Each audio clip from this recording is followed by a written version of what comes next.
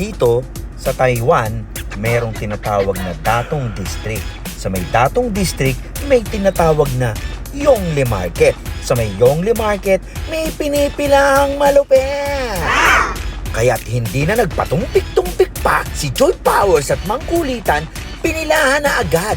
Dahil alam nyo na, pag pinipilahan ng mga tao, for sure, masarap ito. Pero alam nyo, pangatlong punta na namin dito, kaya alam na namin masarap, kaya pumila kami ng mas maaga ng kaunti kaysa sa karamihan.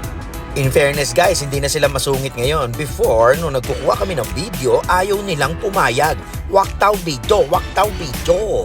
Sa sobrang takaw ni Joy Powers, sa sarap na siya, nasa restaurant na kami na Japanese, kumakain pa rin siya noon. At alam nyo ba, pumila siya ulit. Ayun o, ang lupit. Tapos, pauwi na, nasa eroplano na, kakain pa ulit. Super lupit.